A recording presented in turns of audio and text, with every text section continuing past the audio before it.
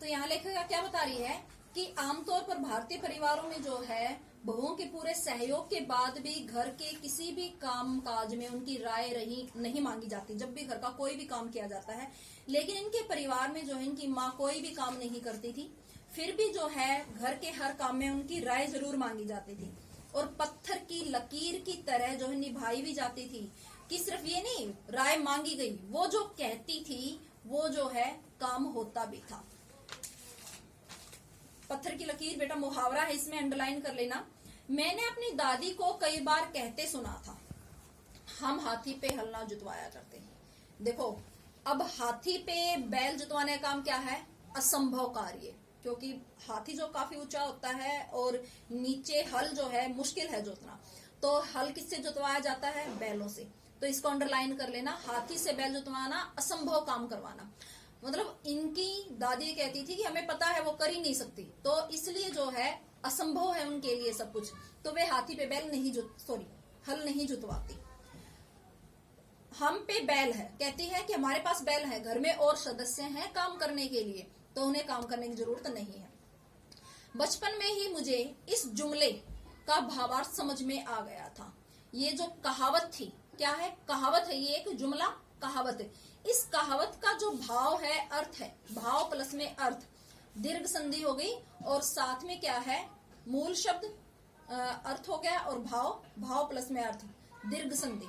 तो कहते हैं कि बचपन में ही लेखिका को इस बात का जो है मर्म समझ में आ गया था जब देखा कि हम बच्चों की ममतालु, ममता प्लस में आलू, अंडरलाइन कर लो।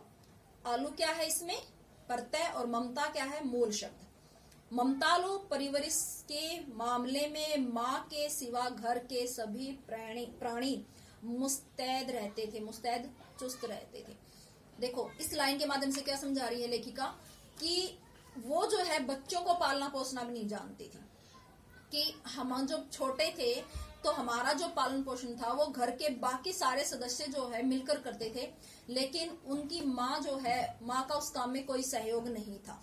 दादी और उनकी जेठानियां ही नहीं, खुद मर्द जात पिताजी भी, घर के जो मर्द थे वो भी बच्चों को जो है नहलाना, धुलाना, खिलाना, पिलाना, इन कामों में चुस्त रहते थे, लेकिन उनकी माँ का उस काम में कोई सहयोग नहीं था। तो इसके माध्यम से क्या बता रहे हैं, जब बच्चों को ही वो नहीं पालना जानती थी, उनके पालने में कोई सहयोग नहीं था, तो लेखिका कहना चाह रही है कि और काम वो कहाँ से करती। पर ठोस काम ने करने का मतलब यह नहीं था कि माँ को आजादी का जुनून कम था, वह भरपूर था और अपने तरीके से वे उसे भरपूर निभाती रही थी। जाहिर है कि जब जुनून आजादी का हो, उसे निभाना भी आजादी से चाहिए। जिस तिस से पूछकर, उनके तरीके से नहीं, खुद अपने तरीके से, अपने तरीके से, कि वो बहुत आजाद ख्यालों की थी, उनके ख्याल बहुत जो है खुले थे।